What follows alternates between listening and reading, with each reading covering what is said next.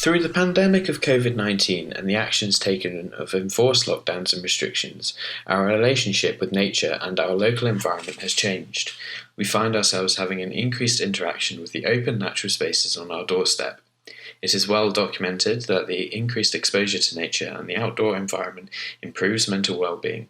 However, has this increased our appreciation for both our local and global environments and nature's role within it? Asking if COVID-19 and the resultant changes are nature's way of provoking a reaction to our actions, taking responsibility for the planet we co-inhabit. Through exploring my own cultural to historical attitudes and representation of nature, I wish to address the current ecological concerns of rising sea level, our pollution, and the effects of it through a more organic adaptation to my creative process. My previous work has also engaged with the subject matter, exploring the attitude of concealing the issues and disguising the current state of nature. By developing my work further, by not just making it about nature and ecology, I use nature within my creative process. Attitudes towards nature are something that change and fluctuate throughout human history, adapting to concerns at the time or being adapted for the benefit of others. The way in which nature has been represented also changes with that. Different cultures and religions will often portray a physical representation of nature within a variety of ways, one of which within my own cultural heritage is the green man. To find out more about not only my own cultural heritage, but also how opinions of nature change throughout history, I refer to Gary Varner's The Green Man and the Spirit of Nature, a comprehensive, in-depth research on the pagan myth. The Green Man is the idea of the Lord of the Wild as he continues to watch over the plants and animals of his kingdom. He may be said to be nudging us a bit, appearing in unexpected places at unexpected times to refresh our desire for a healthy green planet. The popularity of the contemporarily crafted images of the Green Man is a sign of hope. The Industrial Revolution caused the archetypes to reawaken in people's minds so that we listen more to the primordial wisdom of the Green Man. Like the breaking of the sun on a cloudy day, the Green Man awakens us to the realization of nature, to the responsibility we have in caring for whom we co-inhabit this planet with. This unveiling only appears when needed, the Industrial Revolution being a prime example for the need of this awakening. Is it possible that it is time for another reawakening now on the edge of irreversible change, the Anthropocene? Or perhaps is it the death of the Green Man? It may, however, also be suppressed by the larger organizations who have the ability to manipulate the opinions of many. During the formation of Christianity, nature was seen to exist for the pleasure and consumption of man. Man was regarded as supreme over nature, that nature should exist as an entity unto itself, with the powers beyond those of man, was a thought that put fears into the many. Later, uncontrolled nature came to be seen as evil, and anything associated with nature was seen in a similar way. Varner's point can also be backed in Raymond Williams' Ideas of Nature, a key text when discussing the human-nature relationship. Under the weight of the Christian interpretation, we are accustomed to calling these gods or spirits pagan. It can be said Christianity impacted the beliefs heavily within England and Europe and led to the decline in these pagan beliefs. However, it can also be said that the depth of heritage, such as the Green Man, surpasses the religion's influence through the people. But through religion's impact on society, instead of celebrating nature, we see it as a bestand, an endless resource. We see here notions of continued greed for power from man over that which he seemingly has none. A story closely linked to the Green Man is that of Sir Gawain and the Green Knight, a 14th century pagan poem, which through the interpretations of Christianity its meaning has been distorted, seen as a story of conquering the devil being visualized in the appearance of nature. It is this twisted hatred of nature that is embedded into our culture through the religion and our heritage that can be partly blamed for our real lack of care in all that is natural around us. This, along with the fact that admitting to climate change, which directly opposes ideas of Christianity, is in part to blame for the lack of action taken. In more recent wider history, you can see nature being celebrated within the art style of Art Nouveau, in an attempt to repair man's accord with nature after ignoring it, forgetting its teachings, and bringing it back into the wider consciousness. But like all art styles, they fall out of fashion. The Art Nouveau artists at the turn of the century tried to reconcile the disturbed relationship between man and nature by taking aesthetic inspiration from the natural world. They now learnt from nature and not from their teachers. Nature seemingly goes through these ups and downs in opinion throughout history, and who's to judge where it is at the current time? The arts and crafts movement can also be attributed to this, especially with the works of William Morris, who also directly opposed the industrial civilization at the time. We can even look outside the well-established society and cultures to smaller civilizations to learn. Through Andrea Wolf's description of the adventures of Muir and Humboldt in the Inventions of Nature, this interpretation is discussed thoroughly. Muir was fascinated by Humboldt's description of those tribes who punished the violation of these monuments of nature severely, and those who had no other worship than that of the powers of nature. The attitude to punish those who defile nature is one I find personally ironic. There is a distinct irony in how a small tribe can understand the need for this mentality, but the larger, educated society struggle. However, you can also say that our punishment for defiling nature is coming through global warming, and that our lack of care for nature will ultimately come back to haunt us in one form or another. Perhaps COVID-19 is just that. The 1798 poem, Rhyme of the Ancient Mariner, although containing lots of allegorical meanings throughout, is one that I found particularly interested in. How the mariner's view of nature changes post the killing of the albatross. Prior to the killing, he curses the winds, the waves, and the fog. Yet after, he misses what he once hated, and through this learns to pity and appreciate the world we find ourselves in. Bad luck to kill a seabird. More tall tales. Coleridge was a key writer within the English Romanticism, which could be regarded as an early form of environmentalism, going against the Industrial Revolution in England at the time. The Ancient Mariner also hits on the primeval notions of the power of the sea. The sea can be seen as the largest form of nature on our planet, having similar mystic qualities to that of large bodies of nature on land, like that of woodlands. We also exploit it all the same, extracting its resources and dumping millions of tons of plastic in our oceans each year. Still attempting to conquer the unknown power of the sea, to harness, for our own benefit, all while knowing so little about it. These mystic powers come through in the countless maritime stories of old that are told in The Lighthouse and the story of Donald Crowhurst in the 2006 documentary Deep Water, which inspires my work.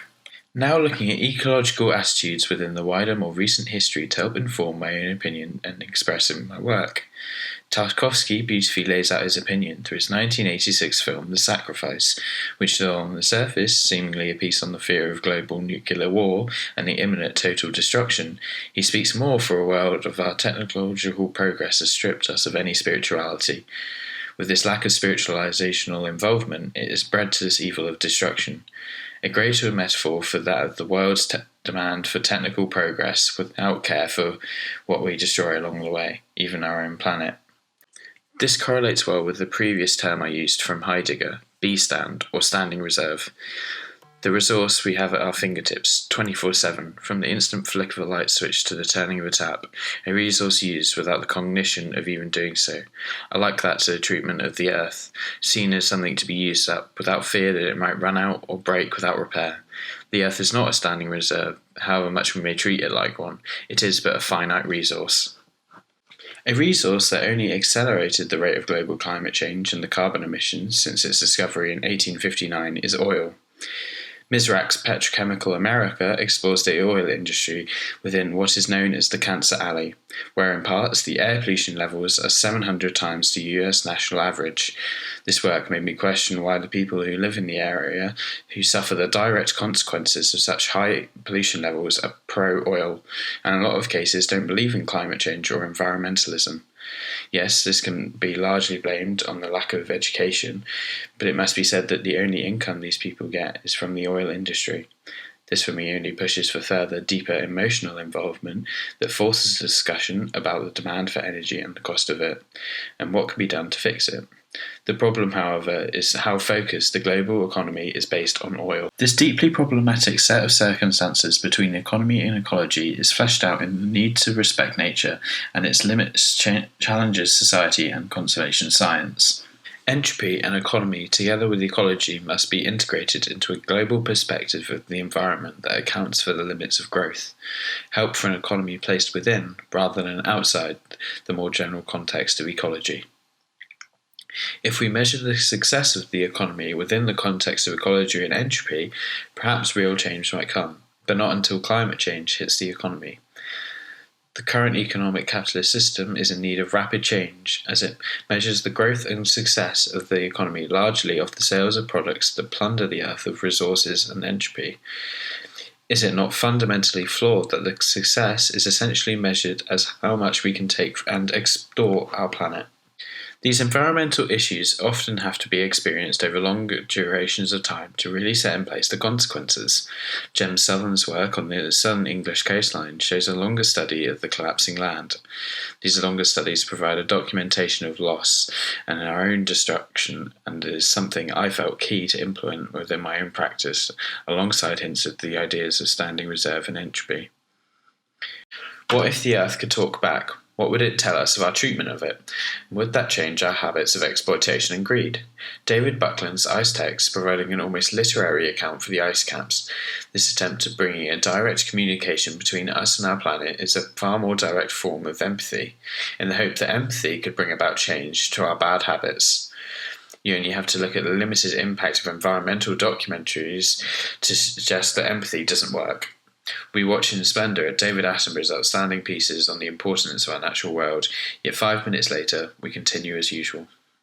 There is a growing consensus that individuals in the Western world need to change their behaviour and consumption patterns in profound ways to create an environmentally sustainable society. And while interventions aimed at specific environmental issues have been shown to be effective, increasingly it has also become apparent that the magnitude of the environmental problems we face necessitate a broader intervention aimed at changing our cultural worldview. There is no doubt in saying that in light of the global pandemic of COVID-19, our daily lives have changed, especially when considering the implementation of lockdowns and restrictions of our freedoms. COVID-19 has also benefited our battle with climate change and growing pollution, with the largest carbon crash to be recorded. We adapt to make the most of our time we have outside under lockdowns, and spend more time within our local natural spaces. This has noticeably led to the UK government's survey, People and Nature, which found 87% of people would agree that being out in nature throughout lockdowns has improved their mental health and well-being, and there are suggestions that this will change society's wider appreciation for nature, in turn leading to more pro-environmental activity within daily life. This is something I've personally found throughout my lockdown experience, and this is something reflected within my work. Our research suggests that even fleeting exposure to immersion in nature, and especially green space, can decrease the materialistic orientation and can help individuals set aside costly pursuit of image and status. In the 2020 paper, A Diminishment of Desire, Exposure to Nature Relative to Urban Environments Dampens Materialism, these links to being within nature having changed to our lifestyle is discussed, with reference to current materialist culture, which contributes greatly to the current global climate crisis. How a reduction of this materialism has occurred over the pandemic, due to not only the lack of retail, but increased exposure to nature. This is a growing worry that this will not be sustained post-COVID, and that the society will slip into old habits. As it is still stated that the demand for international travel remains high and air miles will skyrocket as soon as restrictions are lifted. After all, people need their holiday. How dare you! It must also be said the public aren't the largest actors within the story of climate change, that the large corporations, in cooperation with the governments, must implement significant changes to ensure a green recovery post-COVID. So in an attempt at reducing my impact and any pollution caused by my creative process during the pandemic, I've produced my photographic film using an ecological method by way of making developer from seaweed and non-toxic chemicals such as washing soda and vitamin C. This method not only ties my research into ecology to my creative process, but also adds a certain nature to the film. The small grains of sand cutting the film in the process, scarring the photo, just how we've been scarring the earth. This suits well within the imagery of collapsing cliffs that flow throughout the narrative I tell. The narrative of photos takes you on a journey through a collapsing landscape experienced on my daily COVID lockdown walks, with paused moments into the surreal with encrypted allegory throughout. Through the eyes of the ancient seafarer, we observe this crumbling landscape, now scarred, only to be reflected to see ourselves as a seafarer and our eventual demise. The repeated iconography of the skull being washed up, representing the death of the green man, hinting that the ideas of the Anthropocene, that we are past the point of any hope, that the rebirth is lost. I want to portray this within a narrative to pay homage to maritime stories of old, which make up my cultural heritage that I found myself lost in throughout the making of this project, only feeding my infatuation with the power of the sea. With this, I hope to open our eyes to nature and show what a deeper, more considered study reveals, how the more time we spend not only observing but experiencing nature, the more we might appreciate it and push for harder and serious change within the governments and larger organisations.